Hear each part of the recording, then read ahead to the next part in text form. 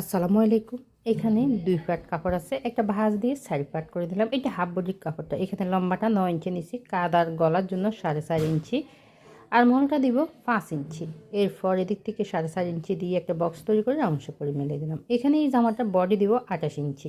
৪ ভাগের ১ ভাগ কিন্তু হয় ৭ ইঞ্চি আর নিচে ৬.৫ ইঞ্চি দিলাম। এরপর উপরের দিকে এখানে ১ ইঞ্চি মতো ডাউন করে দিছি। গলার চড়া ২ ইঞ্চি, পিছনে গলার জন্য হচ্ছে আমি ২ ইঞ্চি দিব, সামনে গলার জন্য ৩ ইঞ্চি দিব, দিয়ে গোল গলা শেপ করে সুন্দর করে দাগটা মিলিয়ে দিলাম। এখন হচ্ছে আমি দাগগুলো দেওয়ার পরে কেটে নিচ্ছি। তো এখানে একটু দ্রুত দেখালাম, কারণ যদি আস্তে দেখায় ভিডিওটা বড় হয়ে যাবে। আর একে তো সবাই পারবে কম বেশি কাটিং করতে। এখানে ১ পাট কাপড় নিয়ে একটা ভাঁজ দিয়ে ২ পাট করে দিলাম। হাবড়ি কাপড়টাকেও ২ পাট করে বসিয়ে তারপরে যে কাঁধের এখানে আমি হচ্ছে ২ ইঞ্চি দিলাম, তবে পুরোটা ২ ইঞ্চি নেয়। এখানে একটু একটু করে বড় করে নিয়ে সর্বোচ্চ নিচে ৩ থেকে ৩.৫ ইঞ্চি মতো দিছি, দিয়ে এরপর হচ্ছে আমি দাগ অনুসারে কেটে নিলাম।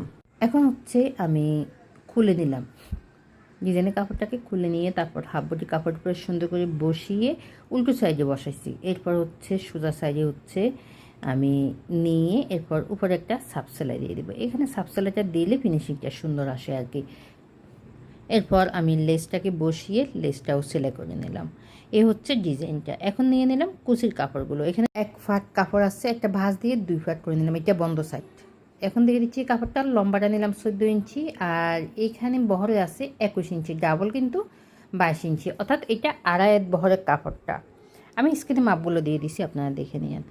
এরপর হচ্ছে মেশিনে কুচিগুলো দিয়ে দিলাম। মেশিনে কুচিগুলো দেওয়ার পরে হচ্ছে এখন আমি এই হাফটি কাপড়ের সাথে সুন্দর করে বসিয়ে সেলাই করে নিচ্ছি।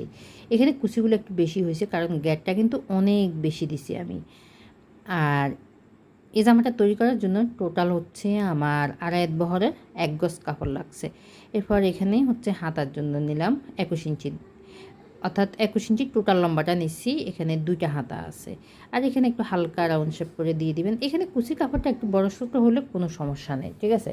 কুচি কাপড়টা একটু বেশি হলে বেশি হবে, তবে কম নেবেন না। আমি যে মাপ নিছি এই মাপ থেকে কম নেবেন না, একটু বেশি দিবেন বা এই মাপটা দিবেন, তাহলে কিন্তু হয়ে যাবে। কুচিগুলো দেওয়ার পরে হাতার এখানে বসিয়ে আর মহলের সাথে বসিয়ে সেলাই করে নিলাম। তারপর নিচে সেলাই করে নিলে জামাটা রেডি। তো ভালো লাগলে শেয়ার করতে বলবেন না। ভালো থাকবেন সবাই।